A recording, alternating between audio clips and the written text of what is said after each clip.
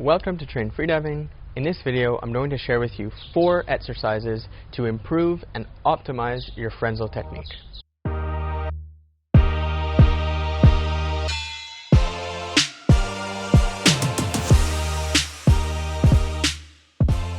Now, last week, I shared a video where I compared the pros and cons of all 6 different equalization techniques that you can use in freediving.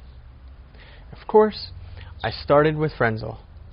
Frenzel is the most basic technique, it's the first one that you should learn, and it's the foundation on top of which every other equalization technique is going to be built. If you haven't mastered Frenzel, it's going to be very, very difficult to learn how to do sequential Frenzel, mouth fill, or reverse packing. One thing I said in that video, which is perhaps a little bit contradictory to what a lot of people are saying, was that basic Frenzel technique, not even reverse packing Frenzel technique, can take you up to 60 meters. Now what I want to do in this video is share with you what really good Frenzel technique looks like, how that could get you up to 60, and then 4 exercises that you can use to take your current level of Frenzel technique and then optimize it to make sure that you're equalizing in the most efficient, effective, and comfortable way possible. Now first of all, in my opinion, really good Frenzel involves taking air from your lungs and refilling the space behind your tongue between each and every equalization. The tongue is in a K-lock, the larynx compresses the air, the glottis opens, the larynx resets to its original position, and in that process, with the open glottis, you pull air out of the lungs into the space behind the tongue. Then you can close the glottis and repeat this process equalization after equalization. Now this is what I consider really good Frenzel technique, and as with every skill, there are certain levels.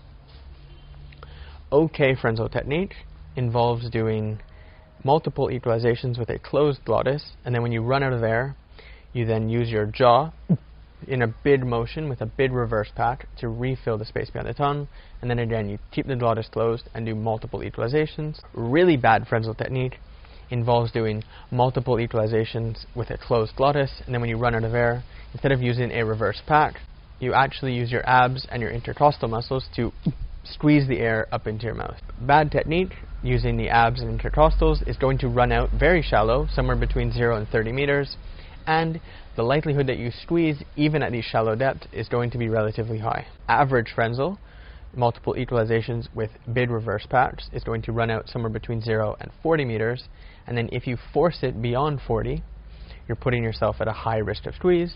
Then you have optimal Frenzel, where we're using an automatic refill, and like I said, this has the potential to help you equalize all the way up to 60 meters, potentially even deeper, without having to use forceful reverse packs, or without having to learn any advanced techniques like sequential Frenzel or mouth fill.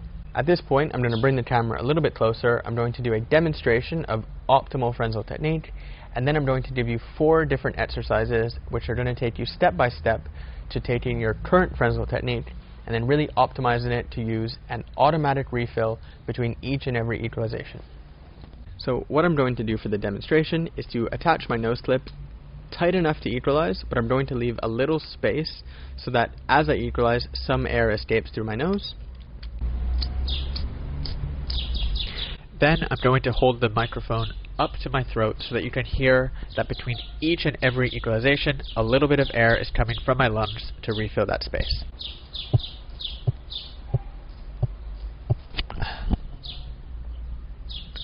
So, in my opinion, that is the optimal way to use Frenzel.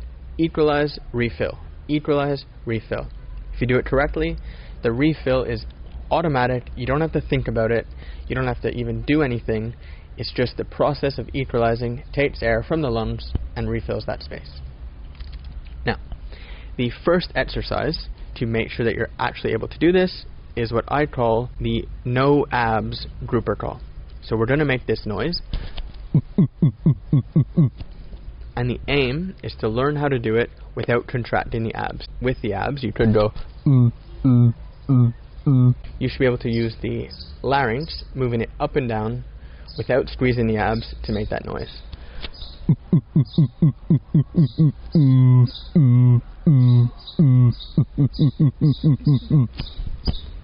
Of course, you can just experiment with this.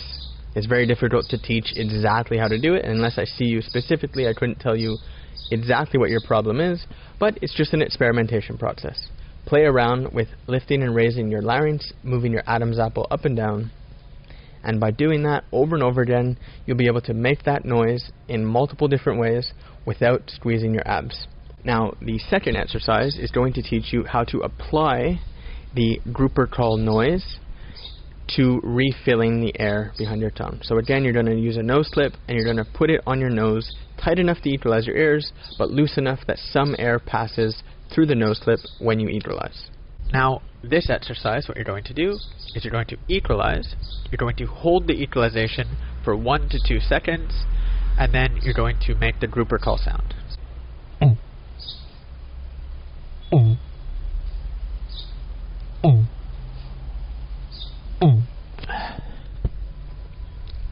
Now, at this point, if you can do that, what that means is you're equalizing your ears by lifting the larynx from point A to point B, and then in the process of bringing the larynx back from point B to point A, ready for your next EQ, you're making the noise, and that means that your throat is opening, air is passing past your vocal cords, it's coming from your lungs into your mouth. What you're doing is you are reverse packing between each individual equalization. Of course, I'm sure you assume what the next exercise is to do it without the pause. So again, with a leaky nose clip.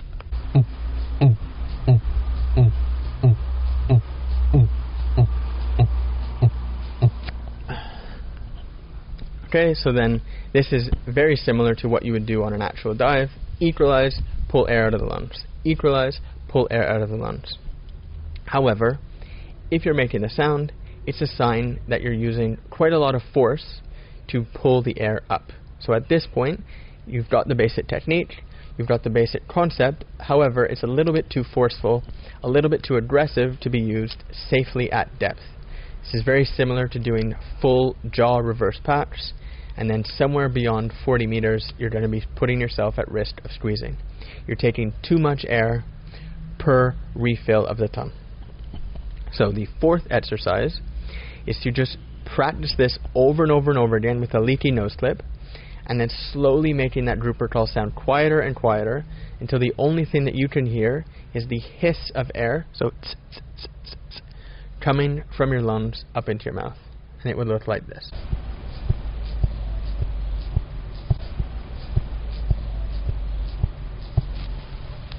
So hopefully you're able to hear the super quiet version of the air shift. Now at this point, when you can do this between each and every equalization over and over and over again, you're not making the loud grouper call noise, then you're ready to go into the water and start using this technique deeper and deeper on your dives.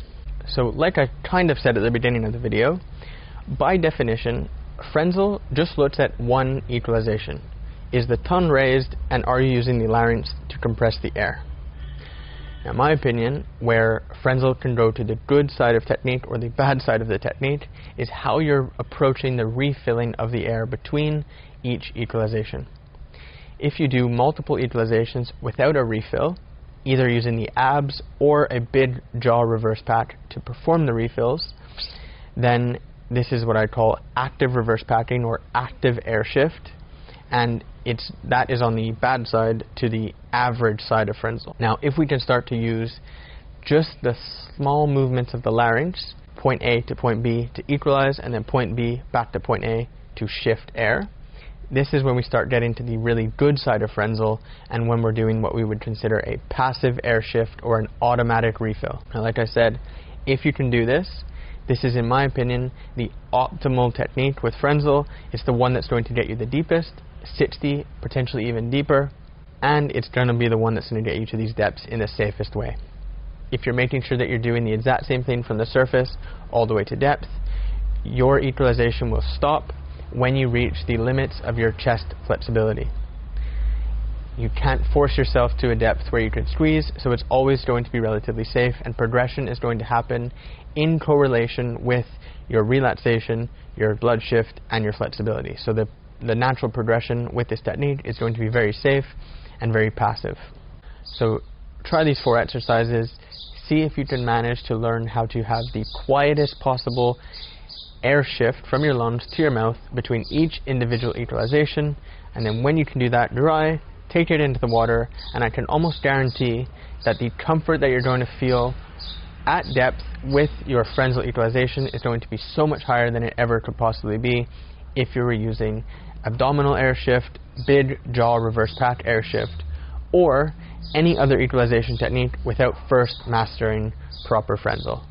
So take your time to do this. In my opinion, it's an investment worth making if you want to dive much deeper in the future.